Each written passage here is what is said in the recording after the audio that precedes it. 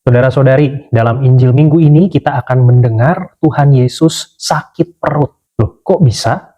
Apa yang terjadi? Sampai-sampai Tuhan Yesus mengalami sakit perut. Untuk mengetahui kisahnya dan supaya kita tahu pesan apa yang kita dapat dari bacaan-bacaan liturgi untuk minggu ini, mari kita mengintipnya dalam Intip Sabda bersama dengan Frater Revi. Minggu ini adalah minggu biasa ke-18 tahun A. Bacaan Injilnya diambil dari Matius bab 14 ayat 13 sampai 21. Setelah Yesus mendengar berita itu, menyingkirlah ia dari situ dan hendak mengasingkan diri dengan perahu ke tempat yang sunyi. Pada bagian awal Injil dikatakan bahwa setelah Yesus mendengar berita itu. Maksudnya Yesus mendengar berita apa? Kalau kita melihat ke kisah sebelumnya, sebelum ayat 13, maka kita akan mengetahui bahwa Yohanes Pembaptis baru saja dipenggal oleh Herodes. Maka yang dimaksud dengan mendengar berita itu berarti mendengar berita bahwa Yohanes Pembaptis baru saja wafat. Jadi sesudah Yesus mendengar berita duka itu, Tuhan Yesus menyingkir, hendak mengasingkan diri. Karena dia sedang berduka, dia butuh waktu sendiri. Menyingkirnya kemana? Menyingkirnya dengan perahu ke tempat yang sunyi. Tetapi orang banyak mendengarnya dan mengikuti dia dengan mengambil jalan darat dari kota-kota mereka. Jadi bayangkan saudara-saudari, situasinya Tuhan Yesus baru saja berduka mendengar bahwa Yohanes Pembaptis baru saja wafat.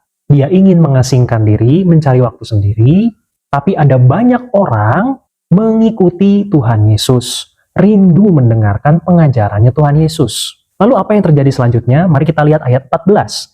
Ketika Yesus mendarat, ia melihat orang banyak yang besar jumlahnya, maka tergeraklah hatinya oleh belas kasihan kepada mereka, dan ia menyembuhkan mereka yang sakit. Jadi setelah mendarat, kemudian dia melihat ada orang banyak, Tuhan Yesus kemudian tergerak hatinya oleh belas kasihan.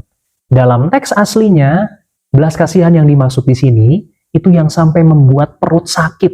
Perut rasanya seperti diaduk-aduk, mau menggambarkan bahwa belas kasihan yang dirasakan oleh Tuhan Yesus itu sungguh sangat besar. Karena melihat ada banyak orang di sana rindu mendengarkan pengajarannya. Jadi yang tadinya Tuhan Yesus mau menyingkir, mau mengambil waktu sendiri, karena dia begitu tergerak oleh belas kasihan yang sangat mendalam, dia tidak jadi menyingkir. Dia mengesampingkan kepentingan pribadinya demi kebaikan banyak orang yang mengikuti dia. Kemudian lanjutannya ayat 15. Menjelang malam, murid-muridnya datang kepadanya dan berkata, "Tempat ini sunyi dan hari sudah mulai malam. Suruhlah orang banyak itu pergi, supaya mereka dapat membeli makanan di desa-desa." Kalau kita pikir-pikir, sikapnya para murid ini adalah sikap yang realistis. Mereka melihat keadaan. Orangnya jumlahnya banyak sekali, sudah malam, dan mereka belum makan. Maka para murid meminta Tuhan Yesus, "Sudahlah Tuhan, biarkan mereka pergi, supaya mereka cari makan sendiri-sendiri. Kita tidak mungkin bisa memberi mereka makan." Tapi pada ayat ke-16 Tuhan Yesus berkata, "Tidak perlu mereka pergi, kamu harus memberi mereka makan." Ini adalah sebuah titik balik yang mengejutkan. Tuhan Yesus menantang para muridnya untuk tidak lari dari tanggung jawab. Dengan mengatakan, kamu yang harus memberi mereka makan. Nah saudara-saudari, perkataan ini, kamu harus memberi mereka makan, itu tidak hanya diarahkan kepada para murid waktu itu saja. Kata-kata ini terus-menerus bergema bagi gereja hingga hari ini, bagi kita semua. Tuhan Yesus berpesan kepada kita semua, kamu harus memberi mereka makan. Siapakah yang harus diberi makan? Mungkin orang-orang di sekitar kita yang memang betul sungguh membutuhkan makanan secara fisik. Atau bisa juga orang-orang di sekitar kita yang sedang membutuhkan makanan rohani. Orang-orang yang sedang putus asa, orang-orang yang sedang kehilangan semangat, tujuan hidupnya sedang kabur. Kita semua dipanggil oleh Tuhan Yesus, ditantang oleh Tuhan Yesus, kamu harus memberi mereka makan. Bisa nggak? Sekali lagi, makanan yang dimaksud di sini mungkin bisa berupa makanan fisik, tapi juga bisa makanan yang bentuknya rohani. Nah, setelah menerima tantangan ini, apa respon para murid? Ayat 17, jawab mereka, yang ada pada kami di sini hanya 5 roti dan 2 ikan. Saudara-saudari, nanti pada ayat-ayat berikutnya akan diceritakan bahwa jumlah yang ikut makan itu kurang lebih 5.000 laki-laki belum termasuk perempuan, belum termasuk anak-anak. Apakah mungkin kita bisa memberi makan orang sebanyak itu hanya dengan 5 roti dan 2 ikan saja? Maka kalau kita pikir-pikir, sebetulnya sikap para murid yang tadi, yang awal, yang realistis itu, yang meminta supaya mereka dipulangkan saja, sebetulnya cukup masuk akal kalau kita mau pakai logika manusiawi kita. Karena cuma ada 5 roti dan 2 ikan. Bagaimana mungkin kita bisa memberi makan 5.000 orang laki-laki, belum termasuk perempuan, belum termasuk anak-anak. Nah, disinilah kehebatannya Tuhan. Kita lihat ayat berikutnya, ayat 18. Yesus berkata, "Bawalah kemari kepadaku." Lalu disuruhnya orang banyak itu duduk di rumput. Dan setelah diambilnya 5 roti dan 2 ikan itu, Yesus menengadah ke langit dan mengucap berkat, lalu memecah-mecahkan roti itu dan memberikannya kepada murid-muridnya. Lalu murid-muridnya membagi-bagikannya kepada orang banyak. Ayat ini adalah jantung atau inti dari perikop ini. Tuhan Yesus melakukan 4 tindakan. Dia mengambil 5 roti dan 2 ikan itu, lalu mengucap berkat, memecah-mecahkan roti itu, dan memberikannya kepada murid-muridnya. Mengambil, mengucap berkat, memecah-mecahkan, dan memberikan. Ini adalah 4 tindakan Tuhan Yesus yang sama persis dengan apa yang dilakukannya nanti ketika perjamuan malam terakhir, ketika dia menetapkan perayaan Ekaristi. Kalau kita merayakan misa, dalam doa syukur agung, kata-kata yang sama juga kembali diulang. Dia mengambil roti, mengucap berkat, memecah-mecahkannya, lalu memberikannya kepada para muridnya.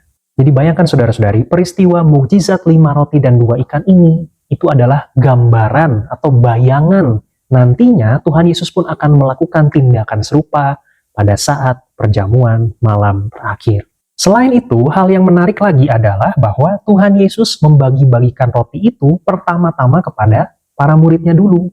Kemudian, para muridnya baru membagikan kepada orang banyak. Ini adalah tindakan simbolis. Simbol bahwa para murid Yesus atau gereja adalah saluran rahmat Allah. Allah menyalurkan rahmatnya melalui gereja untuk dibagikan kepada dunia, kepada orang banyak. Ayat 20 dan 21.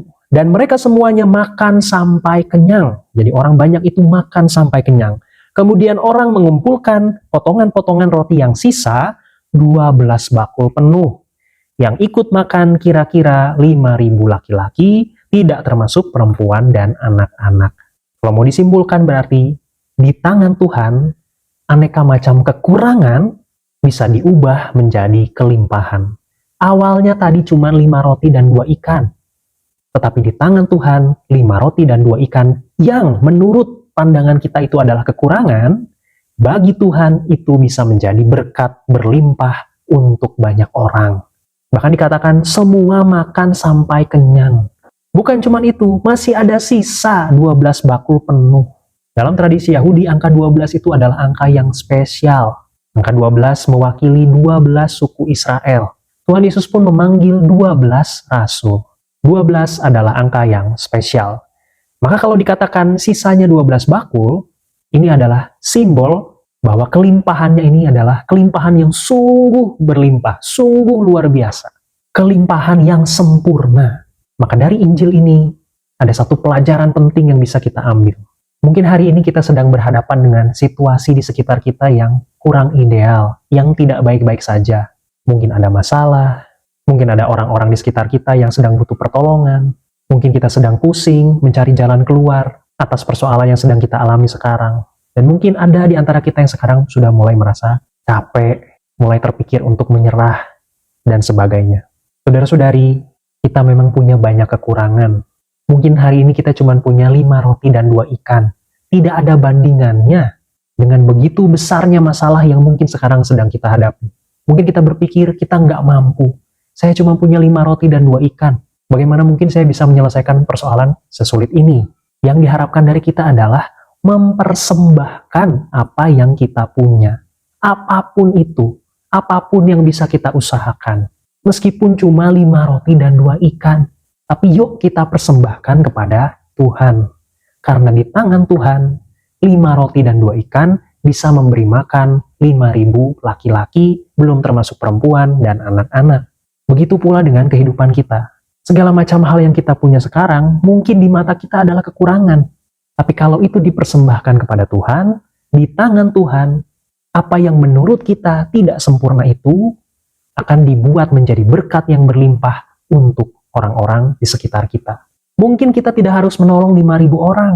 Mungkin kita dipanggil untuk menolong 1 atau 2 orang yang ada di keluarga kita. Mungkin itu pasangan hidup kita, mungkin itu anak-anak kita, mungkin itu tetangga kita, mungkin itu saudara-saudara kita, atau sahabat dekat kita.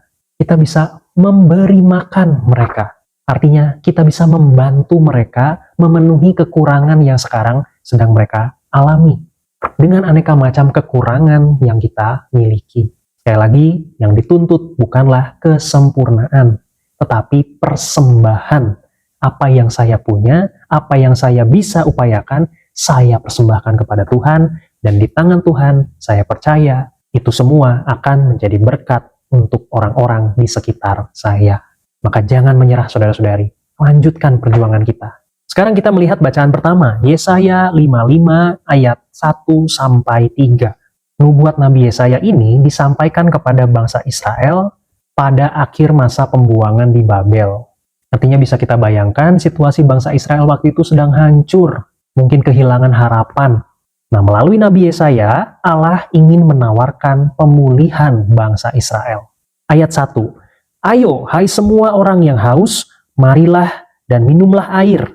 Dan hai orang yang tidak mempunyai uang, marilah, terimalah gandum tanpa uang pembeli, dan makanlah juga anggur dan susu tanpa bayaran. Dalam dunia masa itu, air, gandum, anggur, susu, itu adalah simbol dari kemakmuran. Yang luar biasa di sini adalah dikatakan bahwa, terimalah gandum tanpa bayar, makanlah, minumlah anggur dan susu tanpa bayar. Jadi semua hal yang menjadi simbol kemakmuran itu bisa didapatkan dengan gratis.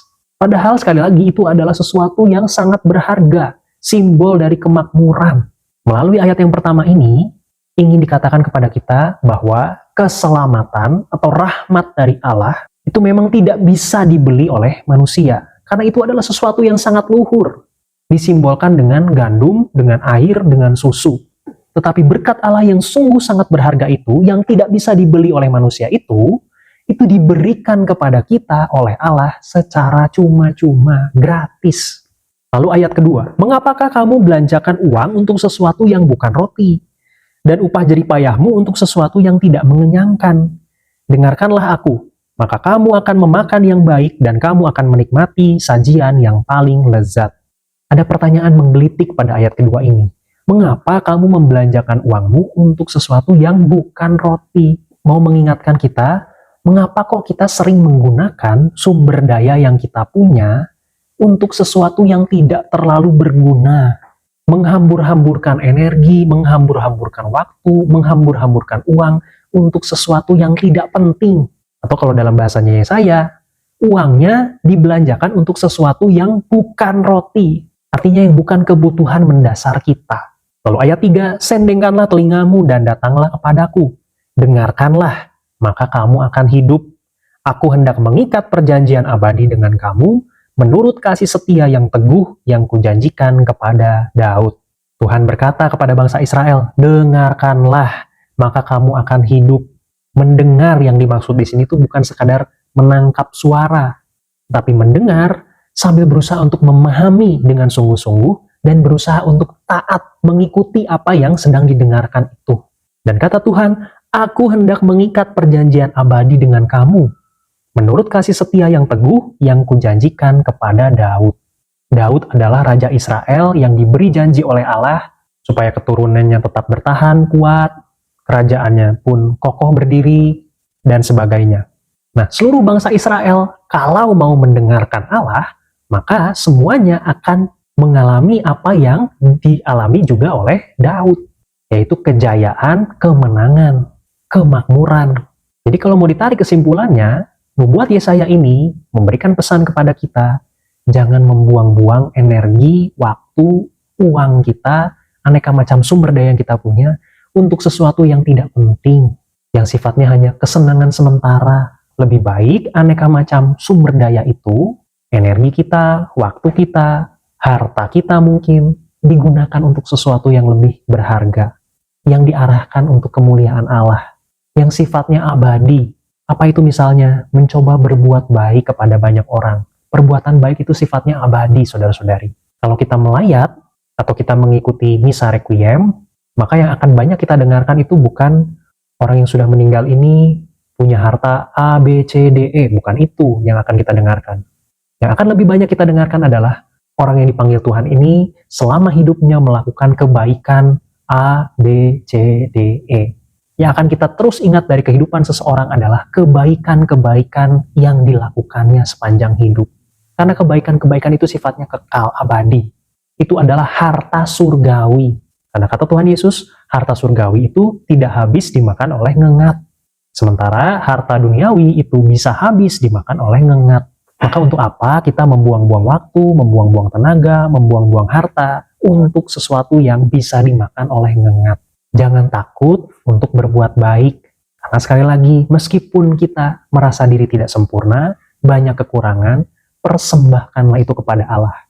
Tuhan, ini yang terbaik yang saya punya, saya persembahkan kepadamu, semoga menjadi berkat untuk orang-orang di sekitar saya. Maka Tuhan akan mengambil apa yang kita punya itu, mengucap berkat, memecah-mecahkannya, kemudian itu bisa dibagikan kepada banyak orang. Karena dia adalah sang sumber keberlimpahan. Kita bisa makan gandum sepuasnya, kita bisa minum susu sepuasnya dari sang sumber keberlimpahan ini. Sekarang mari kita lanjut ke bacaan kedua. Roma bab 8 ayat 35 dilanjutkan 37 sampai 39.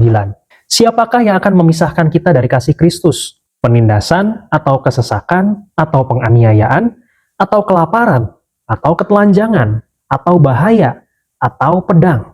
Pada ayat ini Paulus membuat daftar penderitaan. Ada penindasan, ada kesesakan, ada penganiayaan, kelaparan, ketelanjangan, bahaya, pedang. Ini adalah daftar penderitaan fisik atau penderitaan duniawi.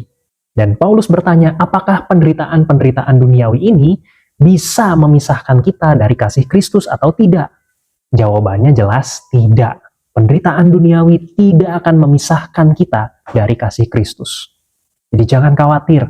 Kalau kita hari ini merasa sedang mengalami penderitaan duniawi yang begitu berat, kita tidak sedang terpisah dari kasih Kristus.